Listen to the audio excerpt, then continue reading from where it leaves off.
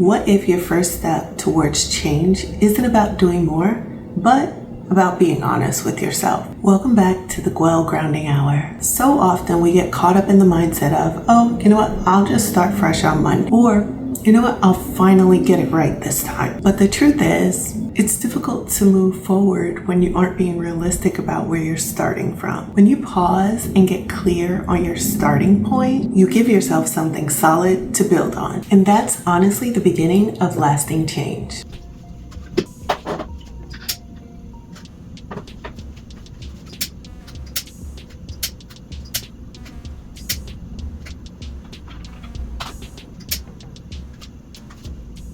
Change isn't one size fits all, and there isn't a specific timeline for when or how change must or has to happen. There are many models that explain this. The one I want to introduce you to today is called the Transtheoretical Model of Change.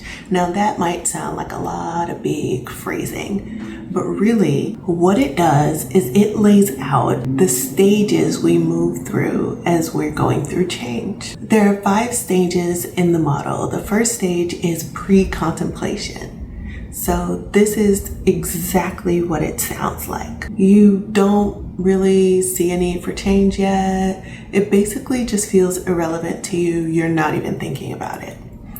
From pre-contemplation, you then move to contemplation, and that means you are thinking about, you're considering change. At this point, you might be considering it, but you could potentially feel like a little bit unsure about basically how do you go about executing on this change. From there, you move on to preparation. Now, this is where you said, all right, I'm ready to change. I want to take some steps to make these changes. You might be doing research. You might be making some small steps towards the change. So the next step is action. And that really just means you're actively working to change your behavior. You're actively practicing the new behavior. And after that is maintenance. And this is you figured out what you need to do, you've been doing it, you're seeing results, and now you're just working to sustain it long term. If you want to think about one area of your life, maybe it's your health, your routines, how you care for yourself, how you eat, and ask yourself, which stage am I in honestly right now? Now, here's the thing. Even though we go through all of these phases, I don't want you to suddenly start believing that this is really all willpower. And if I have enough willpower, then I can easily move from one stage to the next and get to the outcome that I'm hoping for. And one way to better understand this, of course, because it's me, is with science and research. So another example to better help you understand the different factors that can influence how long it takes, your ability to achieve sustained behavior change, is the health relief model. It reminds us that our behavior is shaped by a mix of things. It could be things from how severe we think the consequences of whether or not we do this change are, if there are barriers standing in the way, and barriers can come from all sorts of places, whether it's yourself or something external. It could be the triggers and cues around us that nudge us to act in one way or another. It could also be what we believe about our risk or vulnerability by either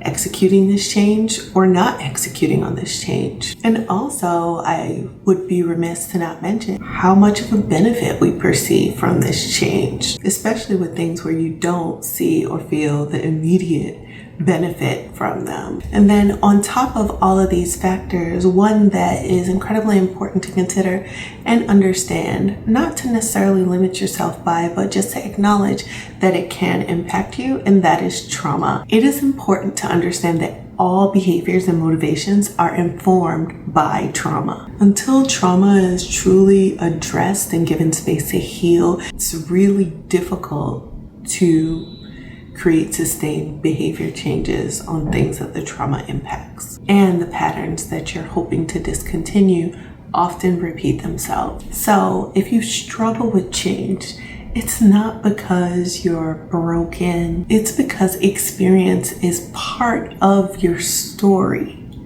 But that's not a bad thing. You just have to understand how it impacts your behavior. So now that we've talked through this, you might be wondering, All right, how do I move from thinking about change to actually moving forward with the change? Here are a few things that you should keep in mind. I know this is going to sound cliche, but the first one is definitely trust the process. It's very easy to get caught up in, this journey and the end of that journey, but the process is just as important, if not more important, when it comes to actually creating a sustainable behavior change. Another one is really understanding that none of this is perfect. It's messy. There are going to be imperfect parts of this, and that's just a part of the process. Another is understanding that it's not just about the outcome. So for instance, it's not just about losing 20 pounds.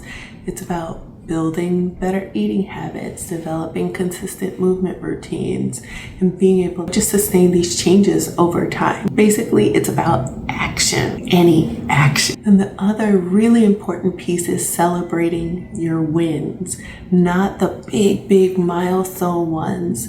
Well, not only those, but really celebrating every single small win.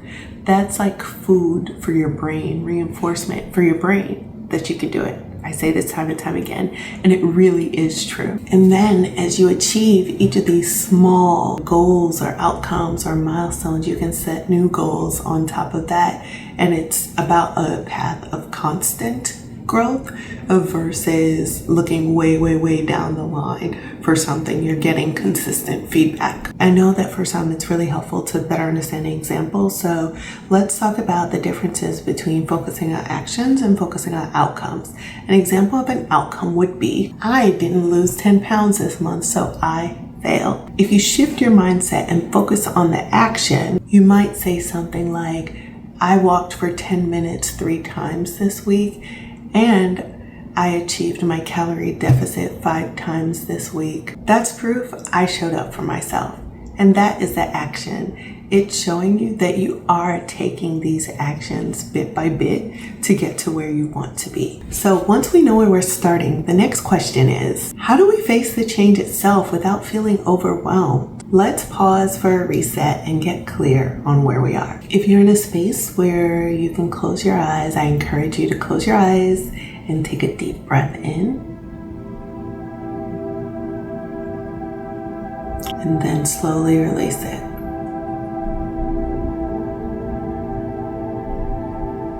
Think of one area in your life where you feel stuck. Maybe it's food, movement, sleep, or stress. Now ask yourself, where in the stages of change am I right now with this? Pre-contemplation, contemplation, preparation, action, or maintenance? Don't judge yourself, just name it. Now picture one small doable action that you can take this week to move forward. Envision it in detail. Maybe it's swapping out one soda for a sparkling water. Maybe it's journaling for 5 minutes. Maybe it's starting your bedtime routine 30 minutes before bed. It doesn't have to be perfect. It just has to be real, and a real action you intend to take. Envision yourself doing this action. As you complete this exercise, remember that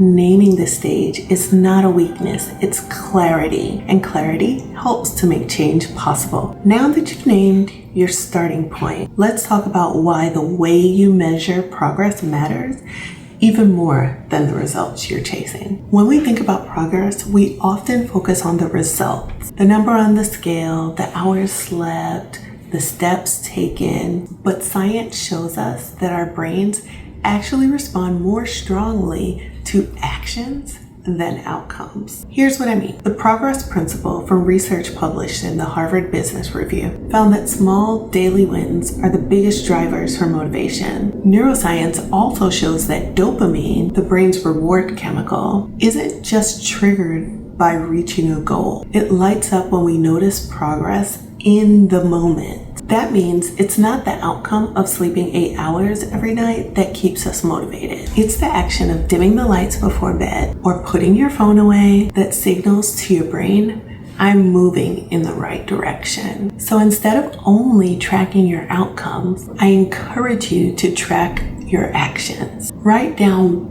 what you did, not just what you achieved. For example, an outcome goal might be, I want to sleep 8 hours every night, but the action goal could be, I'll dim the lights 30 minutes before bed. Now, I'll just put a little asterisk here, like these are very, very simplified goals for the purposes of this conversation. I do encourage you to be more specific in your goals because it really helps you know what you're trying to achieve with any action. The reason this matters is because outcomes are lagging indicators. They come after. Actions are leading indicators. They're the proof you're showing up, and they build the self-trust that you need to keep going. So when you shift from chasing outcomes to showing up for actions, something powerful happens. You begin to trust yourself. Let's explore how that trust builds forward momentum. Consistency isn't about never missing a day. It's about showing up often enough that you start to believe in yourself. Every small action is evidence. I can count on myself. And that's what helps you to build the forward momentum you need to have sustained change. I'll put this in the context of the last few sessions. If you haven't checked them out,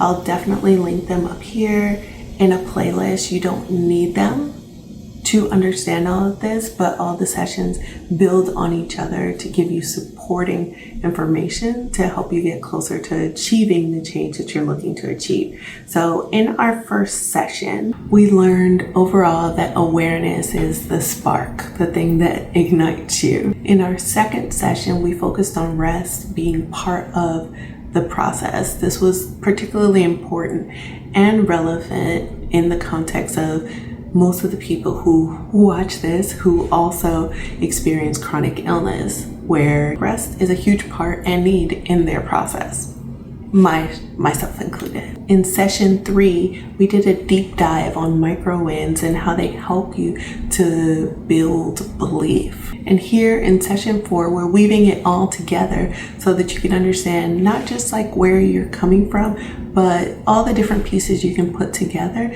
to start believing in yourself. Basically, self-awareness and consistent actions are the thread through all of this that helps you get to your desired outcome by focusing on your actions. And if there's one thing I hope you understand and get out of these conversations, that healing and change, none of it is about speed. It's about just returning again and again and again and again and again. And I think I'm truly beating this over your head, but I think it's one of the most important things for people to understand, because a lot of times where you get stuck or you're not able to maintain the momentum is because you get lost and forget that consistency is what builds self-trust. And self-trust is what allows you to keep going. Even when the results are slow or just messy, which guess what they're going to be. They're definitely going to be messy. They may not be slow for everyone, but they're definitely going to be messy. So if you're feeling stuck, don't think about changing every single thing all at once. In most cases, it's a recipe for failure. Start where you are and take one action, just one, and let that action remind you, I am so capable. And I know that sounds fluffy, but it's true. You will be so surprised how much that builds the reinforcement in your brain. In doing this, you are just consistently building more trust with yourself. And that is the real foundation of change. Now it's your turn to map this out. Grab your journal and let's dive into our guided journaling session. During this session, I will give you some question prompts. After the prompts, you'll have some time to reflect on them, whether you do it out loud in your journal, whatever works for you, before I get to the next prompt. Which stage of change best describes where I am right now?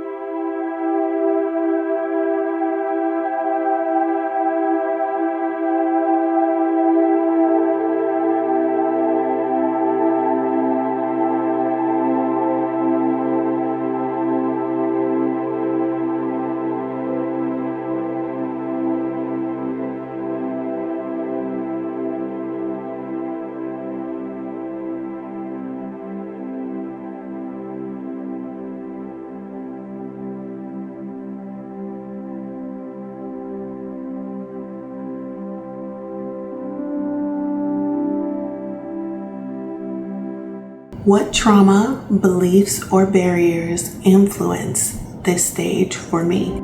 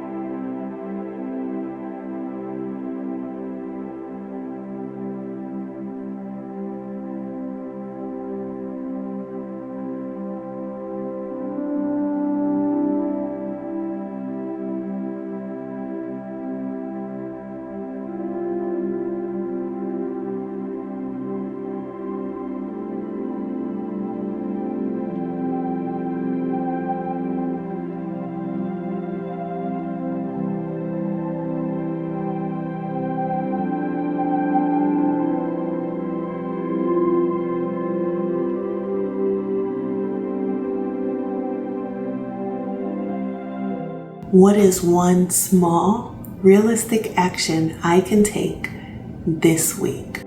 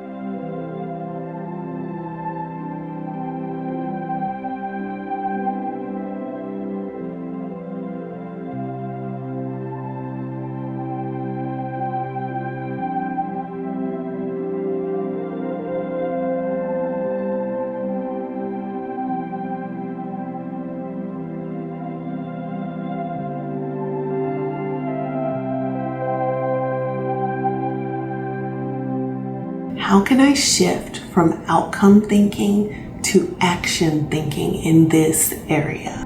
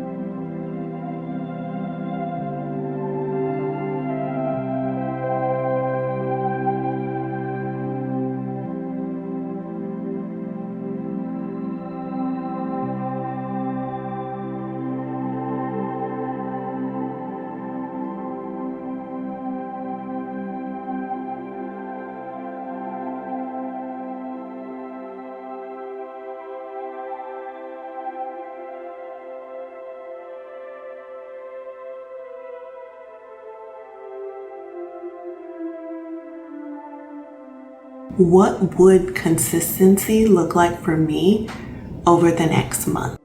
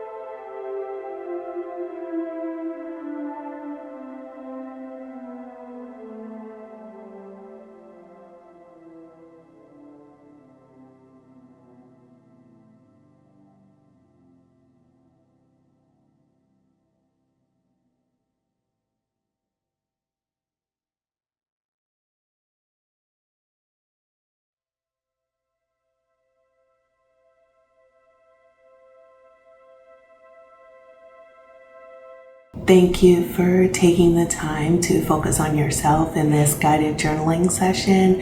I hope that you will use this information to start focusing on one action you can take to move yourself out of pre-contemplation, contemplation, preparation, and focus on being in the action and taking the steps that you want to take to get towards the sustainable action that you hope for in your life. And remember, you don't have to leap into change overnight. Start where you are. Build from there. Every single small step you take will help you to build your confidence and build your self-trust and build sustainable actions. And this trust is really what's going to help carry you through all of the ups and downs that you are 100% going to experience along the way. And remember, you don't have to be perfect, just present. If you're a Blue member, don't forget that we have the session worksheet on our site with all of the prompt questions,